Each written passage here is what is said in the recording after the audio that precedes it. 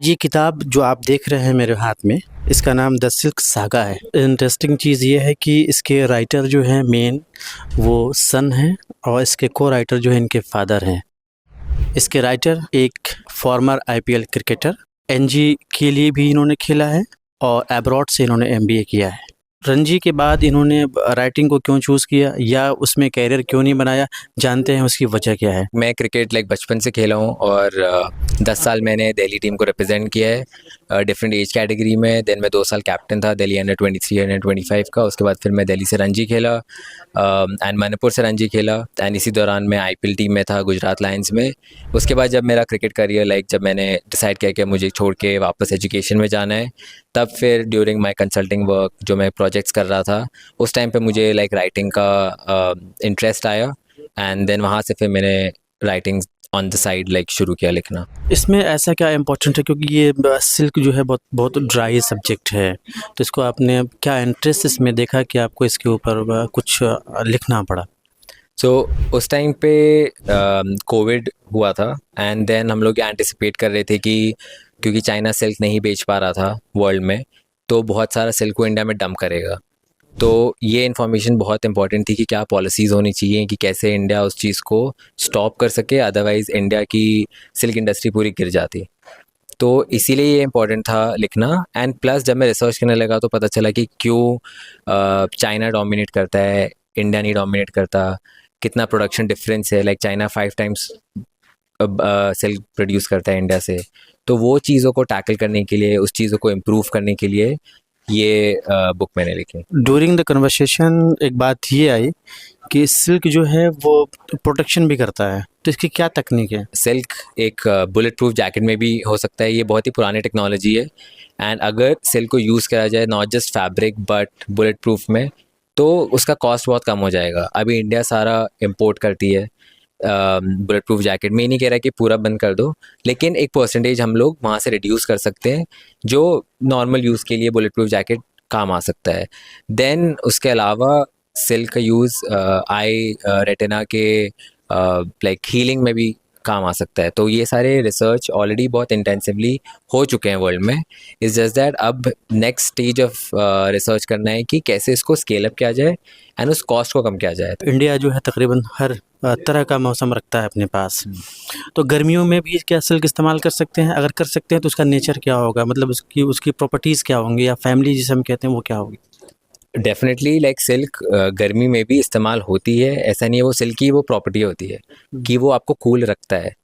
सो आप गर्मी में भी इस्तेमाल कर सकते हैं एंड तभी साउथ में लोग यूज़ करते हैं सिल्क, क्योंकि वहाँ पे गर्मी होती है तो वो विंड और सबसे आपको थोड़ा लाइट फील करता है, तभी लोग सिल्क यूज़ करते हैं। तो नॉर्थ में भी हो सकता है। देखिए, साड़ी और इसमें तो होता ही है, और जैसे बहुत सारे मेन के क्लॉथ में भी ये सिल्क इस्तेमाल होता है और कई जगह ट्रेडिशन है सिल्क की। अब जैसे आप जो अरेबियन कंट्रीज में आप शेख लोगों को देखते हैं जो सफ़ेद कपड़े सारे सिल्क के होते हैं और most of them are from India. ऐसे ही बर्मा में जब शादियाँ होती हैं तो उनकी शादियों में मुगा सिल्क बड़ा रेयर सिल्क है, बहुत कम होता है इंडिया में। तो साड़ियों के अलावा सिल्क जो है मेडिकल यूज़ में बहुत अच्छा हो सकता है। जैसे हिंदुस्तान में आप देखिए कि पूरे वर्ल्ड में कितने लोग ब्लाइंड हैं, और सिल्क का जो धागा होता है actually it is a protein. तो वो प्रोटीन से वो एक आर्टिफिशियल रेटिना बनाने की कोशिश कर रहे हैं जो कि ह्यूमन आई या ह्यूमन बॉडी एक्सेप्ट कर सके। तो इसके रिसर्च में हमें पार्टिसिपेट करना चाहिए। ये टफ्ट यूनिवर्सिटी जो बॉस्टन में यूएसए में, वो काफ़ी आगे बढ़ चुके हैं और मेरे ख्याल से हमने सजेशन भी दिया मंत्रालय को कि अगर उसमें आप पार्टिसिपेट करते हैं तो कल को we will be one of the owners of this research, क्योंकि ये बढ़ गया वो आएगा ही आएगा। दूसरा, आर्मी के लिए जो बुलेट प्रूफ जैकेट्स की बात हुई है, वो आर्मी के लिए बुलेट प्रूफ जैकेट सिल्क से बनाया जा सकता है।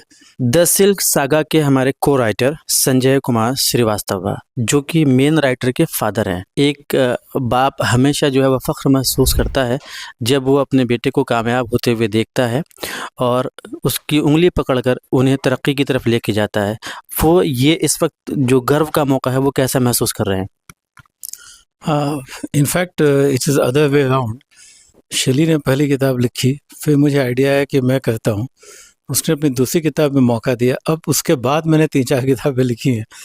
तो कहते हैं ना child is the father of man, तो यहाँ वो कहावत सार्थक हो रही है। सर एक चीज़ और मैं और जानना चाहूँगा, क्योंकि हमने ये देखा है रिसेंटली जो है सिल्क का जो इस्तेमाल है वो बहुत कम हुआ है इंडिया में, और धीरे-धीरे लोग जो है अब दूसरे फैब्रिक की तरफ मूव ऑन कर रहे हैं। तो इसके रिवाइवल के लिए क्या कुछ आपने इसके अंदर कोई चैप्टर मेंशन किया है? देखिए सिल्क के साथ प्रॉब्लम क्या है कि हमारी जो, जैसे ही आप 10,000 रुपये की साड़ी खरीदते हैं वो चाइनीज़ सिल्क है, तो हम चाइना के मुकाबले बहुत कम प्रोड्यूस करते हैं। हमारा मैक्सिमम कह लीजिए तो 3500 टन के आसपास होता है सिल्क, और हमारी रिक्वायरमेंट कम से कम 5,000 टन उससे ज़्यादा है। तो मैंने इस किताब में भी सजेशन दिया है कि हमें साउथ से मलबेरीज को नॉर्थ में मूव करना, जो पहले किसी ज़माने में हुआ करता था। वो साउथ का मैंने बताया था कि जब ईस्ट इंडिया कंपनी एक्सप्लॉइट करना शुरू किया तो सारा का सारा मार्केट और वीवर्स साउथ में चले गए। अब जैसे हम 3A ग्रेड तक प्रोड्यूस करते हैं, चाइना 6A ग्रेड तक करता है। दूसरा, उनकी जो 3A ग्रेड क्वालिटी है और जो हमारी 3A ग्रेड क्वालिटी है, वो दोनों में फ़र्क है। उनका ज़्यादा अच्छा है। तो सर रिवाइवल के लिए आपकी जो हमारे मिनिस्ट्री ऑफ द टेक्सटाइल है उससे कुछ बात हुई है कि इसको रिवाइवल के लिए क्या प्लान है, या आपने कोई चीज़ प्रपोज किया हो उन्हें? हाँ, हम लोगों ने प्रपोजल दिया था कि कैसे नॉर्थ में जा सकता है, तो उन्होंने 2 काम किए हैं। एक तो उन्होंने पंजाब से एग्रीमेंट किया था उस वक्त, कुछ साल मेरे ख्याल से 1 साल पहले की बात है, कि हम वहाँ मलबेरी सिल्क उगाएंगे। मलबेरी सिल्क के जो पत्ते होते हैं वो ज़्यादा अच्छा ग्रो करते हैं, ज़्यादा हेल्दी होते हैं जब उनको ठंड अच्छी मिलती है। साउथ में भी ग्रो कर जाते हैं, लेकिन वहाँ बेटर ग्रो करते हैं। दूसरा, इन्होंने NHAI जो national highway authority of India है, उससे कॉन्ट्रैक्ट किया है कि हम जो है road side plantation mulberry trees की करेंगे। तो नॉर्थ साइड में अगर वो करते हैं इस चीज़ को, तो एक एम्प्लॉयमेंट आएगा, क्योंकि सिल्क में वीमेन बहुत एम्प्लॉयड है। आप हज़ारों किलोमीटर की सड़क बना रहे हैं, दोनों साइड प्लांटेशन अगर सिल्क की है, you can have a lot of money earning centers in the north. Sir मेरा लास्ट क्वेश्चन, अपने आप रीडर को क्या मैसेज देना चाहेंगे कि इससे पढ़ने के बाद क्या वापस वो सिल्क को इस्तेमाल करने के लिए राज़ी होगा? ये एक बड़ा ट्रिकी क्वेश्चन है। देखिए, ये सिल्क जो है आज डिपेंड करता है कि आपकी इनकम क्या है, लेकिन हाँ, सिल्क में ये है कि वो लॉन्ग लास्टिंग चीज़ है, तो अगर वो प्योर सिल्क पे जाते हैं तो ज़्यादा चलता है। लेकिन अगेन वो इकोनॉमिक वैल्यू है, तो रीडर्स से ज़्यादा ये मैसेज जाना चाहिए सरकार को, या जो इसका प्रोड्यूसर है, या जो आज पॉलिसी मेकिंग में या इम्प्लीमेंटेशन में, कि कैसे हम सिल्क का प्रोडक्शन बढ़ाएं और सिल्क की टेक्निकल चीज़ों को बढ़ाएं। ये जो किताब मेरे हाथ में है, इसमें 2 नाम हैं, एक शैली शौर्या का और एक संजय कुमार श्रीवास्तव का।